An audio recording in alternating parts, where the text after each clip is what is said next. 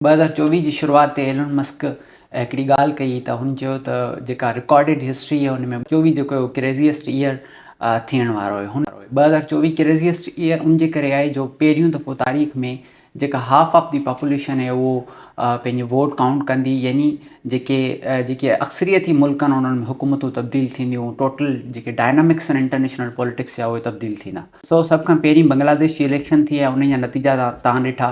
ऐं उन खां पोइ जेको इलेक्शन थी आहे 13 जनवरी 2024 ते उहा थी ताइवान जी इलेक्शन, जंहिंखे पूरी दुनिया जा जेके इंटरनेशनल पॉलिटिक्स जा माहिर आहिनि उन्हनि ॾिठो पए। ताइवान जी इलेक्शन अहमियत जोगी उन जे करे आहे छाकाणि त उहो ॿ जेके सुपर पावर्स आहिनि उन्हनि जे विच में हिकिड़ो तज़ाद जो बुनियादी नुक़्तो बि आहे। ताइवान में 13 जनवरी 2024 ते इलेक्शन्स थियो ऐं इलेक्शन्स जे नतीजे में डेमोक्रेटिक प्रोग्रेसिव पार्टी जेका आहे उहो अक्सरियत में आई ऐं उहो इलेक्शन खटे आई। डेमोक्रेटिक प्रोग्रेसिव पार्टी जंहिंजो हींअर हुकूमत जेका आहे उहो जारी हलंदी पई अचे ऐं उनजो जेको पोइ हुकूमत में जेको वाइस प्रेसिडेंट हो लाई चिंग ते उन 40% ऑफ टोटल वोट्स खणे उहे जेको आहे ताइवान जी मुस्तक़बिल में प्रेसिडेंट थींदो। हाणे हिते हिकिड़ी ॻाल्हि सम्झण जी आहे, ताइवान जंहिंजो ऑफिशियल नालो रिपब्लिक ऑफ चाइना आहे ऐं जेको मेनलैंड चाइना आहे उनजो नालो पीपल्स रिपब्लिक ऑफ चाइना आहे। ॿई हिक ॿिए जी टेरिटरीज़ ते क्लेम कनि था, यानी ताइवान जेको आहे उहो चवे थो त जेका कंप्लीट चाइना आहे उन ते जेको ऑफिशियल ऐं लिजिटिमेट हुकूमत आहे उहो असांजी हुअणु घुरिजे। ताइवानीज़ हुकूमत आहे उहो चाइना ते पंहिंजो असरु सम्झे थी, जॾहिं त पीपल्स रिपब्लिक ऑफ चाइना जा जेके हुकुमरान आहिनि यानी सोशलिस्ट पार्टी ऑफ या कम्युनिस्ट पार्टी ऑफ चाइना जा जेके हुकुमरान आहिनि उहो ताइवान खे पंहिंजो इंटीग्रल पार्ट सम्झनि था। उहो चवनि था ताइवान बेसिकली हिकिड़ो ॿेट जेको आहे उहो आहे चाइना जो। हाणे इन जा रूट कास जेके आहिनि उहे सिविल वार में वञनि था, जॾहिं सोशलिस्ट रेवोल्यूशन अञा आयो ई कोन पए त उन वक़्त जी जेका नेशनलिस्ट पार्टी हुई कोमिनतांग ऐं उन जो जेको सरबराह हुयो चैंग काई शेक, तव्हां रसूल बख्श फलीजे साहब जे किताबनि में बार बार इन माण्हू जो ज़िक्र ॿुधो हूंदो त जेको चैंग काई शेक हुयो उहो नेशनलिस्ट हुयो पंहिंजे जोहर में, ऐं उन खां पोइ जेको माओ ज़ेडोंग आयो उहो सोशलिस्ट फ़िक्र खणे आयो ऐं पोइ जॾहिं सोशलिज़म लागू थियो चाइना में या सोशलिस्ट रेवोल्यूशन आयो त उहे जेके नेशनलिस्ट हुया कोमिनतांग पार्टी जा उहे मेनलैंड चाइना खां हटे करे उहे ताइवान जेको ॿेट हो उन ॿेट ते वञी हुननि पंहिंजी हुकूमत क़ाइमु कई ऐं उते जेके पंहिंजे सपोर्टर्स सां उहो रहणु लॻा।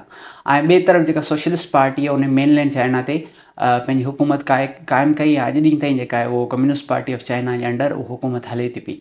हाणे आयरनी उहो इहा आहे त उहो जेका कोमिनतांग पार्टी हुई यानी KMT पार्टी, उहो जेका उन महिल सोशलिस्ट पार्टी ऑफ चाइना खां वार करे या सिविल वार करे उहो ताइवान में वञे उन पंहिंजी गवर्नमेंट इन एग्ज़ाइल ठाही या गवर्नमेंट ठाही ऐं उन क्लेम कयो त जेको चाइना जी ओरिजिनल गवर्नमेंट आहे या लेजिटिमेट गवर्नमेंट आहे उहो असीं आहियूं।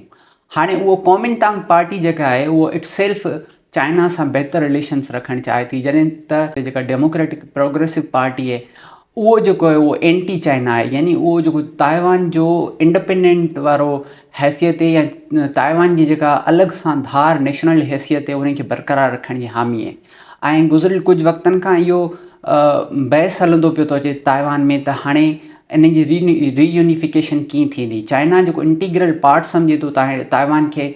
चाइनीज़ प्रेसिडेंट जॾहिं ही टियों दफ़ो खटे आयो त हुन चयो त ताइवान खे कहिड़े बि तरीक़े सां यानी पीसफुल तरीक़े सां जेकॾहिं ताइवान जी रीयूनिफिकेशन थी त उहो कंदासीं, जेकॾहिं पीसफुल तरीक़े सां न थी त जेके बि पॉसिबल तरीक़ा आहिनि असांखे इंटरनेशनल लॉ जेको इहो राइट थो ॾिए त असीं पंहिंजी मेनलैंड जी रीयूनिफिकेशन करियूं।